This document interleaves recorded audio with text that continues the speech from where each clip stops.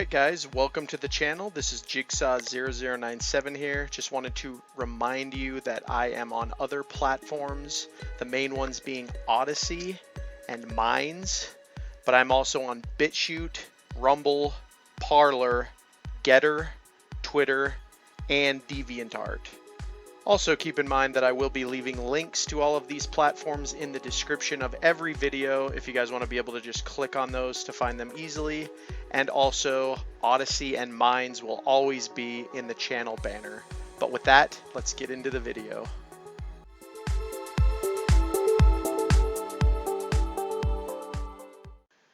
Alright everyone, we are going to get right into this. That is a wrap, guys. That is a wrap for the 2022 NFL season. I'm going to be going over really mostly just the NFC in this video and the fact that the Eagles have indeed secured the #1 seed in the NFC, and they've also won the division for the NFC East. So the playoffs will be once again, not since 2017, our Super Bowl year, will be running through Philadelphia, and we'll get into that. But as you can see on the screen here, the Eagles did beat the Giants today, 22-16. It was kind of an ugly win. I'm glad they played Jalen Hurts though, because he needed to get some of the rust off. And I'm not too worried. Like, a lot of Eagles fans are panicking right now because it was such an ugly win to end the season. But again, guys, just remember the 2017 season. Nick Foles, I believe it was against the Cowboys, was the final game of that year. And the Eagles actually looked really bad in that game. Nick Foles looked beyond average. And so, again, I think what happened is the Eagles just wanted to get this win so that they could secure the 14-3 record, get the #1 seed, because I think the Vikings and, the Vikings and the 49ers are the next team behind us, actually.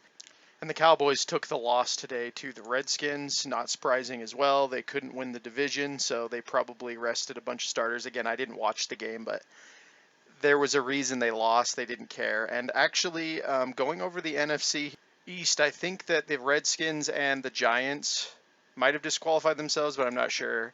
The Giants are actually looking decent at 9-7 compared to these other 9-win teams, because you have the Lions that finished 9-8. The Packers actually choked. They're 8-9, so they're out.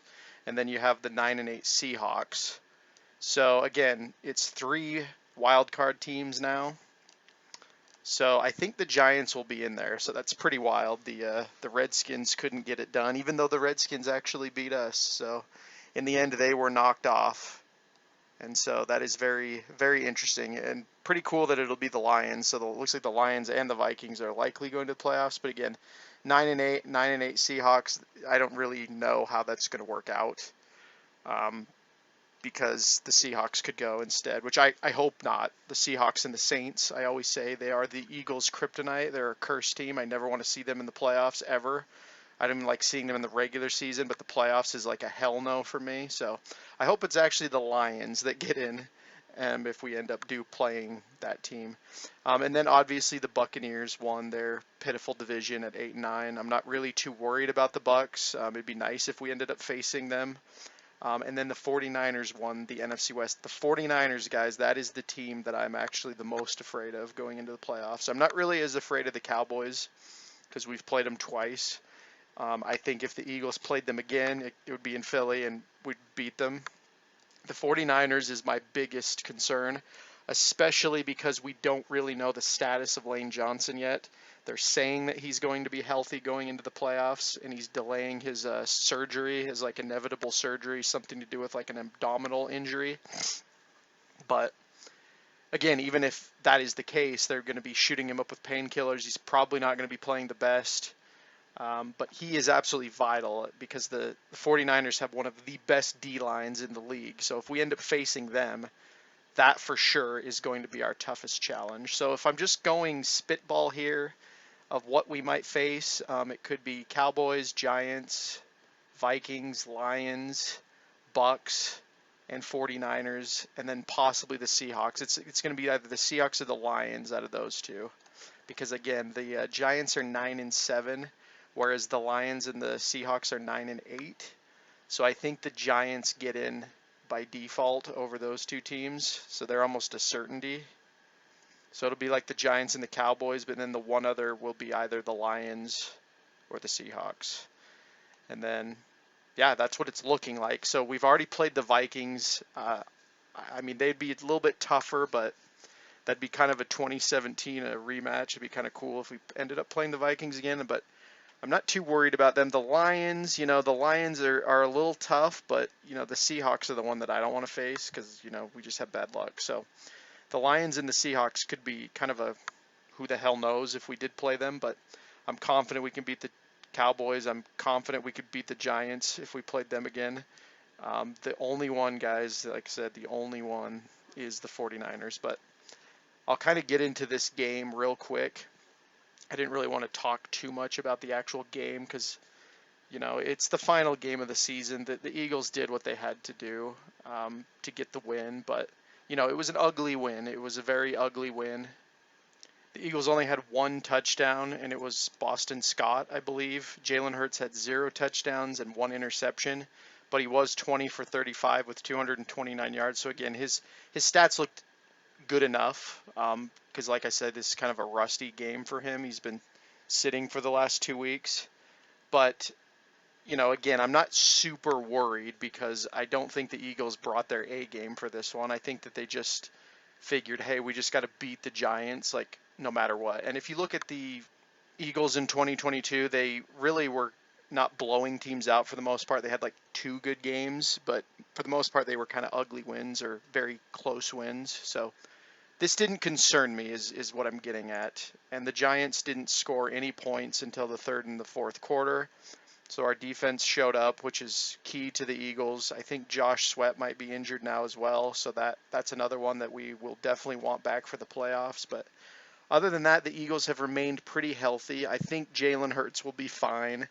I don't actually know how long it will be until I think the Eagles get like 2 weeks off, if I remember. Again, they've changed the playoff system. I kind of still think like the old ways, but I think the Eagles get a rest week, they get the bye week, and then they play. So there's going to be a lot of time for them to rest up, and I just hope they don't go one and done because it does kind of feel like that could happen where the Eagles could just get that opponent like the 49ers and they go one and done.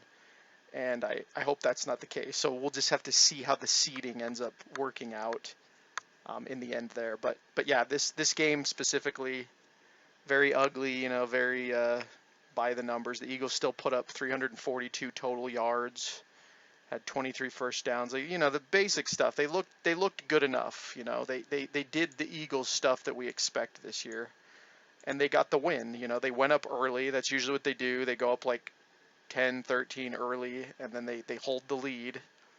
And that's the normal with Jalen Hurts. With Minshew, it was a completely different thing, but with Hurts, this was pretty routine. So, again, like I said, guys, I am not worried about this. There's a lot of doubt right now. Like I said, they could go one and done.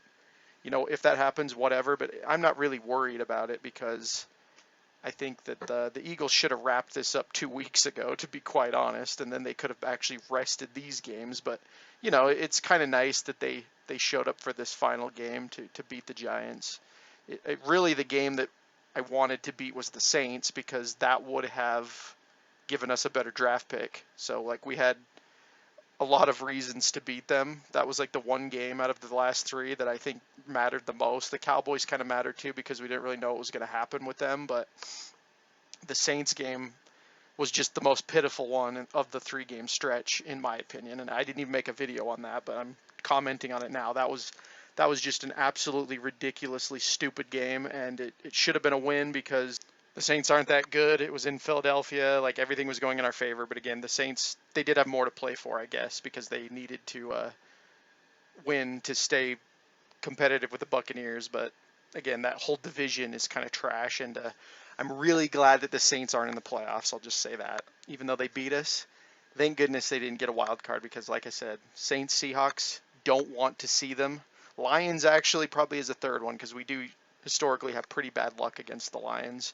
However, we'll see what happens. So anyway, guys, that is kind of the video. I'm just rambling here. This is my end of season video, I guess, and we'll see what happens with the playoffs. I'll probably make a video, win or lose, with the Eagles, and if they win, I'll keep making videos for the playoffs because, This is pretty exciting. I haven't seen the Eagles in the playoffs since last year, but last year I didn't really care because I knew they weren't good enough. This year, however, is a completely different ball game. It would be kind of actually funny if the Buccaneers ended up coming to Philadelphia, because last year we had to go to Tampa Bay when they were really good.